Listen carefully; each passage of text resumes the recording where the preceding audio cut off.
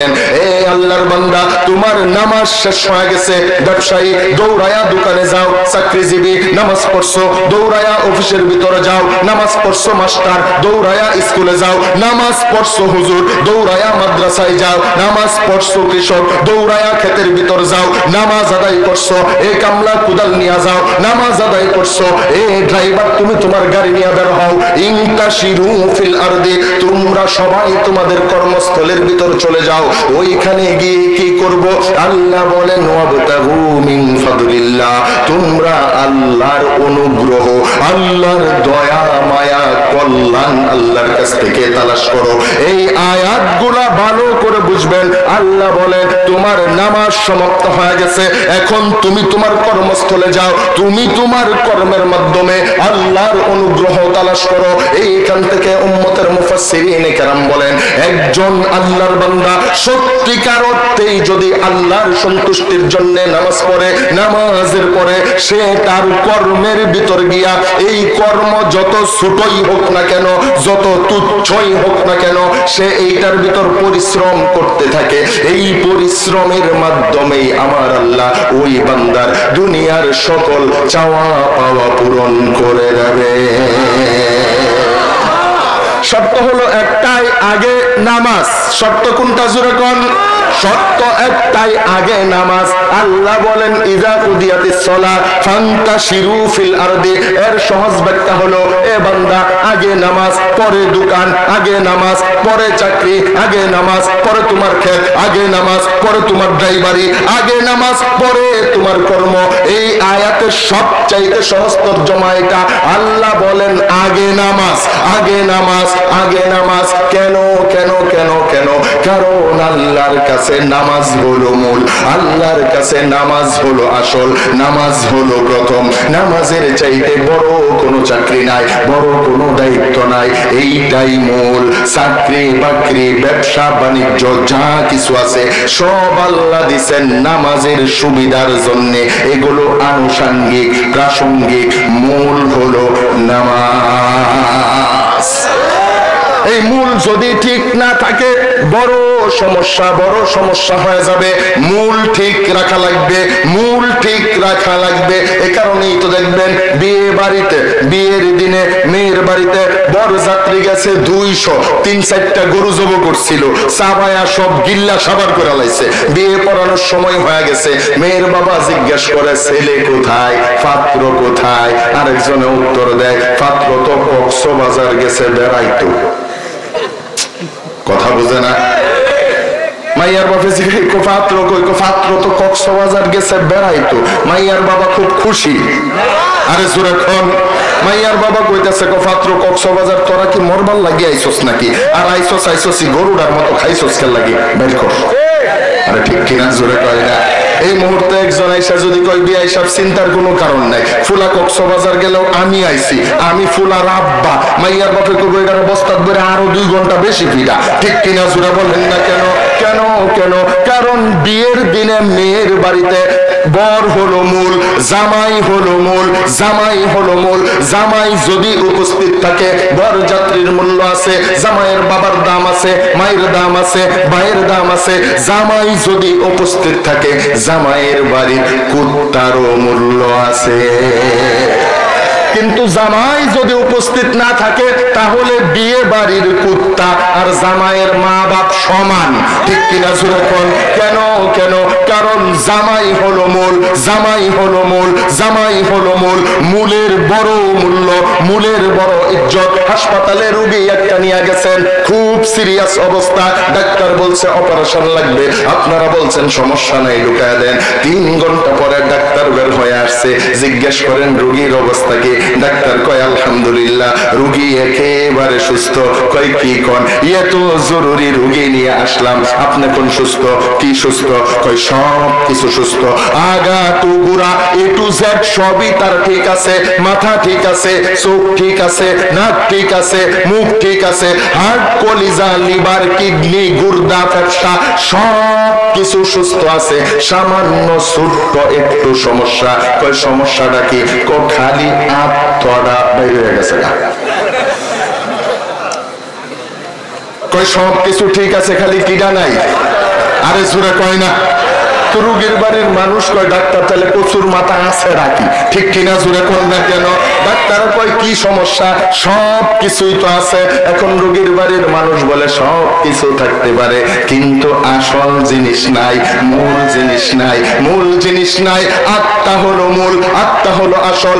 আত্মা যদি থাকে চোখের দাম আছে, হাতের দাম আছে, পায়ের দাম আছে, কিডনির দাম আছে। আত্মা যদি থাকে চোখ একটা না থাকলেও দাম আছে। ঠিক কিনা? জোরে কোন? আত্মা যদি থাকে হাত একটা কাইটা ফেলায় দিছে তারপরেও দাম আছে। আত্মা যদি থাকে কিডনি একটা না থাকলেও তার মূল্য আছে। আত্মা যদি না থাকে সব কিছু থাকলেও তার কোনো মূল্য নাই। এই কারণেই উম্মতের উলামায়ে কেরাম বলেন নামাজ এমন একটা ইবাদত, নামাজ হলো ইমানদারের ইমানের আত্মা, নামাজ হলো ইমানদারের ইমানের আত্মা, নামাজ হলো ইমানদারের ইমানের আত্মা। ইমানদারের জীবনে যদি নামাজ থাকে তাহলে ইমানদারের সব কিছু আছে। আর ইমানদারের জীবনে যদি নামাজ না থাকে সব কিছু থাকার পরেও ইমানদারের কিছু থাকে না। কেন? কারণ নামাজ হলো মূল, নামাজ হলো আসল। নামাজের জন্যই তো আল্লাহ তাআলা আমাকে আর আপনাকে বানাইছেন। আরে বডিটার দিকে একবার তাকায় দেখেন না, স্পেশাল ভাবে আল্লাহ এই বডিটাকে নামাজের জন্যই বানাইছেন।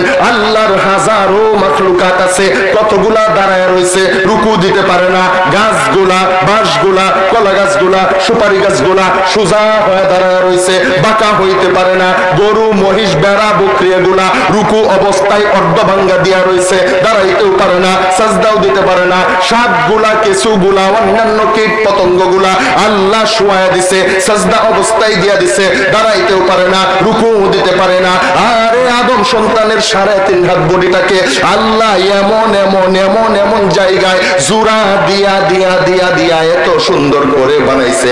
আদম সন্তান যদি সোজা হয়ে দাঁড়াইতে চাই দাঁড়াইতে পারে, অর্ধভাঙ্গা দিয়া রুকু দিতে চাই দিতে পারে, সুপুরা বেঙ্গে যদি সাজদায় যেতে চাই যেতে পারে।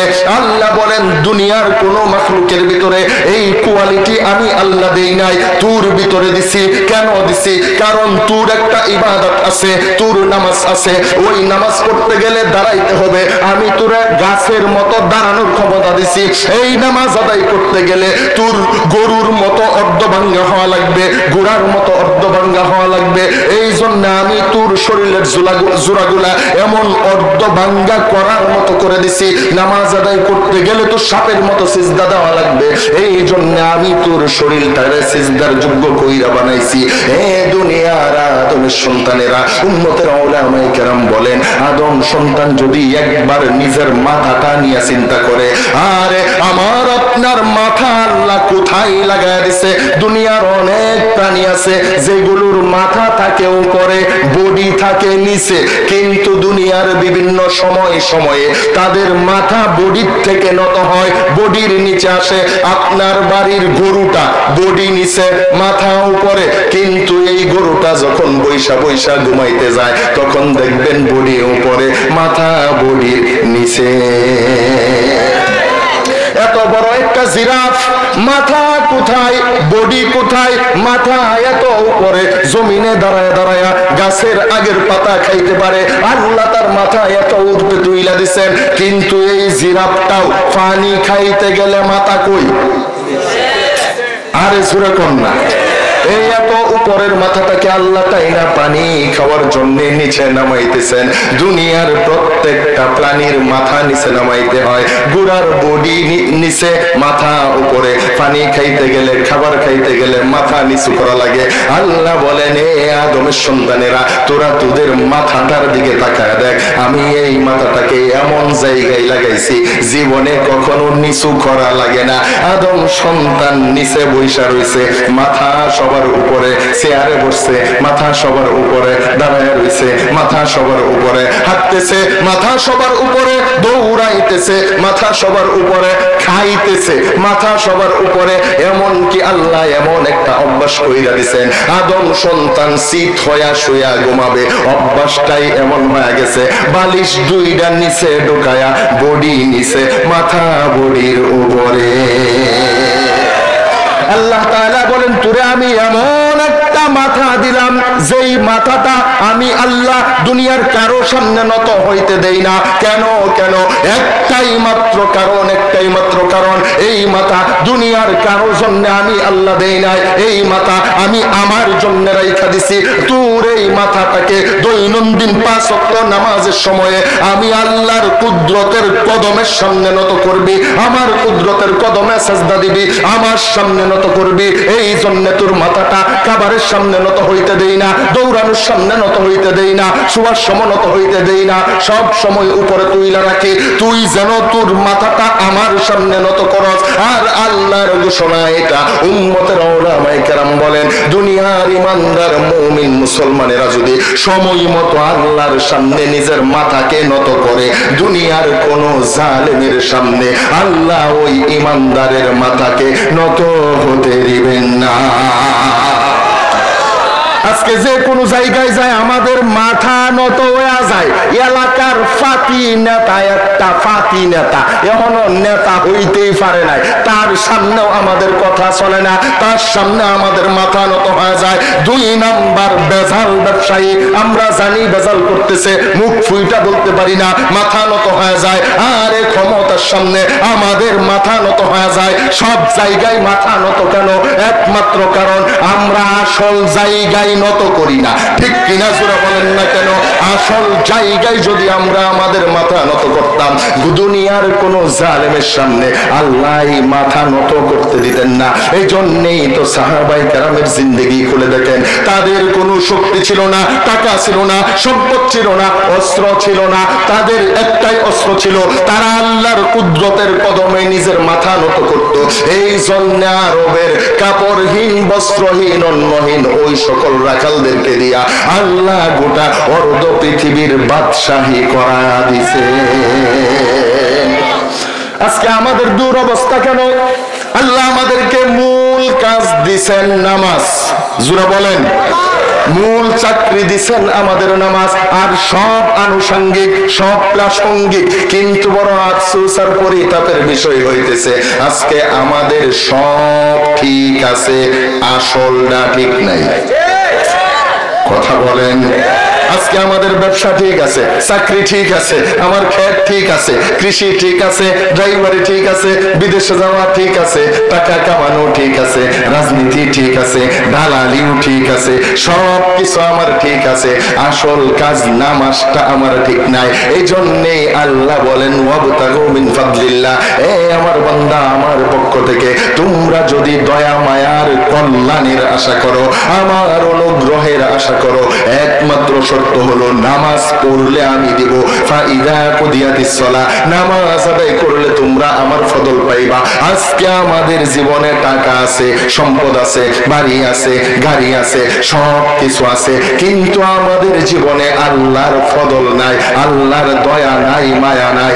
এই জন্য বর্তমান আমাদের অবস্থা হইতেছে, যার টাকা যত বেশি, সম্পদ যত বেশি, জমি যত বেশি, ক্ষমতা যত বেশি, তার অশান্তি তত বেশি। কেন কেন? কয় টাকা আছে, টাকার ভিতরে ফজল নাই, ক্ষমতা আছে, ক্ষমতার ভিতরে আল্লাহর অনুগ্রহ নাই। এই জন্য বৈশা রয়েছে ইজ্জতের চেয়ার, কিন্তু জনগণ মনে মনে জুতা মারে। মিছা কথা। হ্যাঁ, বইয়া বইয়া চিন্তা করতেছে আমি কি হনু রে। কয় আমি যে কি হইলাম, বাবাই তো দেখতে মরল না। ঠিক কিনা সুরে বলেন না? কিন্তু জনগণের অন্তরে তার ইজ্জত আর সম্মান কত? জনগণ খালি দোয়া করে, আল্লাহ ঠাড়া ফালায় আমায় আল্লাহ। কেন কেন? কই ক্ষমতা আছে, কিন্তু ক্ষমতার ভিতরে আল্লাহর অনুগ্রহ। টাকা আছে, টাকার ভিতরে আল্লাহর অনুগ্রহ নাই। সম্পদ আছে, সম্পদের ভিতরে আল্লাহর অনুগ্রহ নাই। নাই কেন? কারণ কপাল পোড়ার জীবনে নামাজ নাই। ঠিক কিনা জোরে বলেন না কেন? নামাজ যদি তার জীবনে থাকতো, তাহলে তার দ্বারা জুলুম হইতো না, 2 নম্বরই হইতো না, দুর্নীতি হইতো না।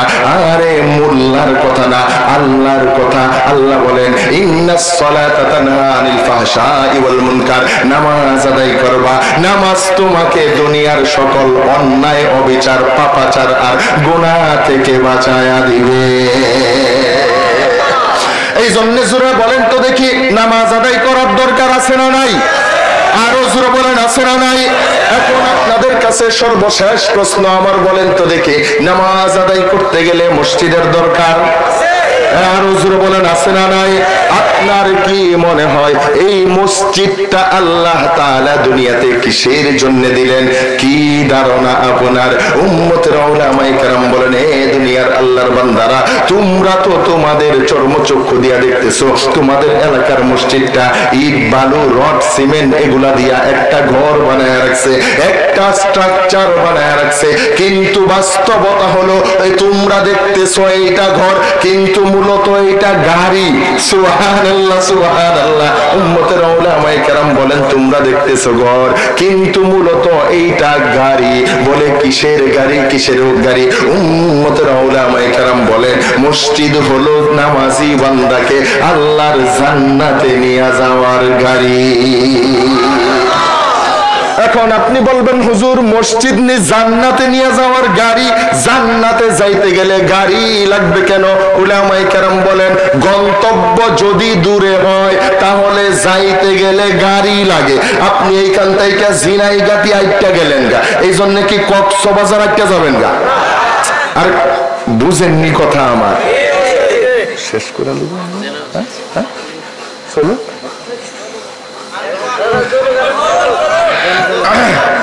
না, চলবে তো, একটু দেরি করে দিলে একটু ভালো হইতো। আল্লাহ, আমি আপনাদেরকে অনুরোধ করে যাই, আমার ভাই কি যেন নাম, রিদওয়ান আকন্দ জামালি সাহেব না? আমি এখানে আসার পরে বুঝতে পারছি যে ওনার বয়ান শুই না আপনাদের দিল ভরে নাই, এবং ওনারও এই সময় দিয়া কইরা ওনারও মন তৃপ্ত হয় না। এজন্য আগামীতে বক্তা একটাই দাওয়াত দিবেন, একমাত্র বক্তা রিদওয়ান আকন্দ জামালি, এসা কইরা বহাইবেন, আখেরি মোনাজাত বেচাইরা দিবেন। আপনারা হইনাও শান্তি, আমার ভাই কইয়াও শান্তি, ঠিক আছে না? ইনশাল্লাহ। বেশি কি জানি একটা বাংলায় প্রবাদ আছে যে অতি সন্ন্যাসীতে গাজন নষ্ট, কথা কই না? বুঝেন নাই? অতি সন্ন্যাসীতে বক্তা বেশি হয়ে গেলে ওয়াজ নষ্ট হয়ে যায়, কাউরে তো সময় দিতে পারেন না। এই 30 বছর ধরে মাহফিল করেন, মাইক আতলই এই খালি কোন সময় স্বল্পতার কারণে হুজুরকে দেওয়া গেল না। তা আপনার 30 বছর ধরে স্বল্পতা থাকে কিসের জন্য? 1 বছর কোন যে আমার সময় আর স্বল্পতা নাই, বক্তাই একটাই, 6 ঘন্টা ওয়াজ করব ইনশাআল্লাহ। আপনারা কি রাগ নেই? কেডা কেডা রাগ? হাত তুলেন। আপনাদের রাগ নাই? রাগ নাই, আছে না নাই এটা বুঝলেন? হইলে মুফতি হইলে বলছে তালাক দেওয়া শুরু করে, হুজুর আরে তালাক দিয়া কি আম করে লোকে খাইন্দাতে, আমরা জিগাই খুঁজে তখন কান্দোসকা দিস লেখা রাগ উঠছি, কথা কয় না? কি কয়? কি কয়? রাগ উঠছিন। আমি জিগাই মাঝে মাঝে কি কইছিলে? কইছি হুজুর যা কবার কইছি, কিছু থইছি না। আমি কিভাবে কইছো সেটা না হই না তো, ফতোয়া দেওয়ান যাইতাছে না। কইছি তুই তালাক, তোর মা তালাক, তোর 14 গোষ্ঠী তালাক, আসমানে যত তারা, তোর এত তালাক। এই খাচ্চর এই এলাকাত নাই? জোরে কোন আছে না নাই? বাপ রে বাপ, হের রাগ উঠলে মাথা ঠিক থাকে না। বউ ডাকবো না, আম্মা ডাকিয়া বয়ে থাকবো, হের এই মাথা ঠিক থাকে না, রাগের ঠেলাই দিয়ে আর কিছু পারে না, বউ তালাক দেওয়া। এ কি কয়? আপনারা মারামারি করে লন, পরে আমি করি। চাইছেন নাকি আপনারা? নিজেরা লাগিয়ে যান একটু পরে পরে। আল্লাহ কই আইনা আল্লাহ, আপনারা থাকতেন না, যাইতেন না। কই জানি ছিলাম, এই কথা জানি শুনতে আইলো। আল্লাহু আকবার। তাহলে এখন বলেন তো দেখি, গন্তব্য যদি দূরে হয় যাইতে গেলে গাড়ি লাগে কি লাগে না? এখন বলেন তো দেখি, আমরা জান্নাতে যাইতে চাই কি চাই না? জান্নাতে যাইতে গেলে গাড়ি লাগবে। কেন? কারণ গন্তব্য বহুদূর, জান্নাত কোথায়? আরে একটা বার কোরআন কইলা দেখেন না জান্নাত আছে কোথায়? আল্লাহ যখন আমাদের বাবা মাকে জান্নাত থেকে বের করবেন, তখন আল্লাহ কি বলেন? কুলনা বিতু মিনহা জামিয়া। আল্লাহ বলেন ইহবিতু মিনহা, তোমরা এখান থেকে নেমে যাও, নেমে যাও। আমরা নাইমা নিচে চলে আসছি, তার মানে আমরা আছি নিচে। জান্নাত আছে কোথায়? জোরা বলেন, আমরা নিচে, জান্নাত কোথায়? উপরে বলতে কত উপরে? আপনাদের এই ডেফুলিয়ার বাসজারের উঁচা বাসটা দুইটা লাফ মারলে মোটামুটি জান্নাতে গা পড়বেন। আপনাদের এই বাজারের বাংলা লিঙ্ক টাওয়ারটার উপরে উঠটা লাভ দিলে ছায়া দেখবেন সোজা জান্নাতুল ফেরদৌস। তার মানে কি বোঝা যায়? উপরে বলতে কত উপরে, কত উপরে। উম্মতের উলামায়ে কেরাম বলেন এত উপরে যেটা মানুষের মাথায় চিন্তায় কখনো কুলাইতে পারবে না। কেন কেন? উলামায়ে কেরাম বোঝার জন্য বলেন এই যে পৃথিবী নামক গ্রহটা মহাশূন্যের উপরে ভাসতেছে, মহাশূন্যের উপরে ভাসতেছে। কি মনে হয় আপনাদের আমাদের নিচে কি? মাটির নিচে কি? পানির নিচে কি? চিন্তা করছেন? বলেন এই পানির নিচে আবার মহাশূন্য, এই পানির নিচে আবার কি জুড়ে কন? মহাশূন্য। মহাশূন্য, মহাশূন্যের ভিতরে আমরা ঘূর্ণায়মান একটা গ্রহের ভিতরে বসবাস করতেছি। আমাদের চতুর্দিকে মহাশূন্য, মহাশূন্য, মহাশূন্য ছাড়া কিছুই নাই। আমাদের এই মহাশূন্যের ছোট্ট একটা গ্রহ, এই পৃথিবী থাইকা উপর দিকে তাকায়া দেখলে যেই সূর্যটাকে আমরা আটার একটা রুটির মতো দেখা যায়, আটার রুটির মতো দেখা যায় না। সৌদি আরবের যেই রুটি সূর্য 6টা সমান। সৌদি আরবে আমরা যখন গেছি একটা রুটি খাইলে পেট ভরে যায় না, একটা রুটি খাইলে পেট ভরে যায়। ওই রুটিটা এত বড়, কিন্তু সূর্যকে দেখা যায় আমাদের বাংলাদেশের রুটির মতো। উম্মতের উলামায়ে কেরাম বলেন না না না না, এই সূর্যটা রুটির মতো ছোট না। তুমি যেই গ্রহটার উপর দাঁড়ায়া সূর্যটাকে দেখতেছো, ওই সূর্যটা তোমার এই পুরা পৃথিবী নামক গ্রহটার চাইতে 13 লক্ষ গুণ বড়। এত ছোট দেখা যায় কেন? দূরত্বের কারণে। দূরত্বের কারণে ছোট দেখা যায়। এত এত দূরে সূর্য, এত এত দূরে চাঁদ, এত এত দূরে নক্ষত্রগুলা। আমাদের পৃথিবী নামক একটা, এই সূর্য নামক গ্রহের ভিতরে উপগ্রহ আছে 7টা, ঠিক কিনা জোরে কন্যা? একটা আছে পৃথিবী, মঙ্গল, বুধ, নেপচুন, প্লুটো, টিউরেন, আর কতগুলা গ্রহ পৃথিবীর ভিতর আছে। এই একটা উপগ্রহের যে গ্রহগুলা আছে আমাদের চক্ষু দিয়া তো এগুলাই দেখি না। এই মহাশূন্যে এইরকম উপগ্রহ কত হাজার কোটি আছে, দুনিয়ার কেউ বলতে পারবে না। হাজার হাজার কোটি কোটি উপগ্রহ নিয়া একটা গ্যালাক্সি হয়, প্রায় 10,000 কোটি গ্যালাক্সি নিয়া একটা ছায়াপথ নির্মাণ হয়। ওই 10,000 কোটি গ্যালাক্সিওয়ালা একটা ছায়াপথ ঘুরতে ঘুরতে ঘুরতে ঘুরতে যখন ব্ল্যাক হোলের নিকটবর্তী হয়ে যায়, ব্ল্যাক হোল কোনটা? বলে মহাশূন্যের ভিতরে ঘূর্ণায়মান বড় বড় গর্ত আছে, এই গর্তের নিকটবর্তী হয়ে যায়। এই 10,000 কোটি গ্যালাক্সিওয়ালা ছায়াপথটা ওই গর্তের ভিতর এমন ভাবে হারায় যায়, আদম সন্তান প্লেট থাইকা ভাত তৈলা মুখে দিলে এই ভাত যেমন হারায় যায়, ওই 10,000 কোটি গ্যালাক্সি ওই গর্তটার কাছে গেলে, ব্ল্যাক হোলটার কাছে গেলে মুহূর্তের ভিতর হারায় যায়। তাহলে বলেন তো দেখি, এই মহাশূন্য কত বড়, কত বড়, কত বড়! দুনিয়ার কোন আদম সন্তান কল্পনা করতে পারবে না। মহাকাশ নিয়ে গবেষণা করে আমেরিকার ওই বিজ্ঞান গবেষণাগার নাসা, আমেরিকার যে নাসা সংস্থা আছে, তারা সর্বশেষ যেই তারকাটা আবিষ্কার করছে, এই তারকার নাম দিছে কুয়াশা। তারকার নাম কি জোরে বলেন? এই তারকার নাম দিছে কুয়াশা।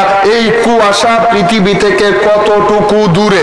নাসা আমাদেরকে বলতেছে আধুনিক বিজ্ঞান যদি কখনো এমন একটা গাড়ি বানাইতে পারে যেই গাড়িটা আলোর গতিতে চলতে পারবে, আলোর গতিতে চলতে পারবে। আলোর গতি কত? প্রতি সেকেন্ডে 3 লক্ষ কিলোমিটার। প্রতি সেকেন্ডে 1,86,000 বর্গ মাইল। তার মানে কি প্রায় 3 লক্ষ কিলোমিটার প্রতি বছরে। বলেন মাসে? সেকেন্ডে এইটাকে আমাদের মাথার ধরবো? আমরা তো সোনার বাংলার যাত্রী, এই সোনার বাংলার সুঙ্গা মার্কা বাস এটা যদি 80-90 এ টান তুললা, তাহলে মুরব্বী যাত্রী পিছেতে শিক্ষা শুরু করে, আস্তে চালা, মইরা গেলাম, গাঞ্জা খাইছস নাকি, আস্তে চালা, ব্রেক ধর, বাসা শিক্ষা শুরু করে। বাড়িতে চাচির লগে আলাপ করে, কি পাগলা ড্রাইভারের পাল্লাত যে পড়ছিলাম, আজকে মরতে বাচ্চাছি। আমরা গো ঠিকের সাইজই বালা না, জোরে কোন ঠিক কিনা? এটা মাত্র তুলছে 80 টানে, তাও ঘন্টায় 60 মিনিটে যাইব 80 কিলো। এইটা তুলতে যদি আমাগুর কলজা হুগায় জায়গা, তাহলে যেটা সেকেন্ডে যাইব 3 লক্ষ কিলোমিটার, এটা কি আমাদের মাথায় ধরে? আরে জোরে কোন। তো নাসা আমাদেরকে বলতেছে, যদি আধুনিক বিজ্ঞান এমন একটা গাড়ি বানাইতে পারে যেই গাড়িটা প্রতি সেকেন্ডে 3 লক্ষ কিলোমিটার যাইতে পারবে, ওই গাড়িটাতে ওইটা পৃথিবী নামক গ্রহের থেকে ওই কুয়াশা নামক গ্রহ পর্যন্ত যাইতে একজন আদম সন্তানের সময় লাগবে মাত্র 2000 কোটি বছর। বলেন না সুবহানাল্লাহ। তাহলে এখন বলেন তো দেখি সবগুলো আছে কোথায়? আল্লাহ বলেন, ইন্না যায়্যানাস সামাআদ দুনিয়া বিজিনাতিনিল কাওয়াকিব। কাওকাবনের বহু বচন। আল্লাহ বলেন, এ আমার বান্দা, যত গ্রহ উপগ্রহ, যত নক্ষত্র, যত গ্যালাক্সি, যত ছায়াপথ, যত কুয়াশার দুয়াশা, মঙ্গল আর বুধ, যা কিছু আবিষ্কার করতেছো সব আছে দুনিয়ার আকাশের নিচে। এই রকম আকাশ আছে 7টা, মহাশূন্য আছে 7টা, তার উপরে আমার আল্লাহর জান্নাত। এত দূর দুনিয়ার কেউ নিজের ক্ষমতায় যাইতে পারবে না। আল্লাহ বলেন, এই আমার বান্দা, ওই জান্নাত থেকে আমি তোমাদেরকে এত নিচে নামাইছি, তোমরা তোমাদের বিজ্ঞান দিয়া এত উপরে উঠতে পারবা না। কিন্তু আমার নাম তো রহমান, আমার নাম তো রহিম। এই জন্য তোমাদেরকে দুনিয়ায় পাঠানোর আগে ওই দুনিয়া থেকে আবার জান্নাতে উঠানোর জন্য আমি মসজিদ নামক জান্নাতের গাড়ি পাঠায়া দিছি। সুবহানাল্লাহ। এই জন্যই উম্মতের উলামায়ে কেরাম বলেন, মসজিদ ইট বালি রড সিমেন্টের সাধারণ কোন ঘর না, এইটা নামাজি বান্দাকে আল্লাহর জান্নাতে নেওয়ার গাড়ি। আপনি বলবেন, হুজুর গাড়ির ভিতর তো হেল্পার থাকে, ড্রাইভার থাকে, সুপারভাইজার থাকে, ওই গাড়ির ভিতরে তো গাড়ি চলতে গেলে রাস্তা লাগে, গাড়ি দিয়া গন্তব্যে যাইতে গেলে গাড়ির ভিতর ভাড়া লাগে। উম্মতের উলামায়ে কেরাম বলেন, মসজিদের এই জান্নাতের গাড়ির ভিতরেও হেল্পার আছে, ড্রাইভার আছে, সুপারভাইজার আছে, এইখানেও ভাড়া জমা নেওয়া হয়, এইটা চলতে গেলেও রাস্তা লাগে। এখন আপনারা বলবেন, হুজুর দুনিয়ার গাড়ি আর জান্নাতের গাড়ির কি অবস্থা? দুনিয়ার গাড়ির ভিতরে দেখবেন একটা হেল্পার আছে, হেল্পারের কাজটা কি? ডাকাডাকি করা। স্টপেজের ভিতরে গিয়া নাইমা দৌড় মারে, এই কে যাবেন মহাখালী, আব্দুল্লাহপুর উত্তর পড়া।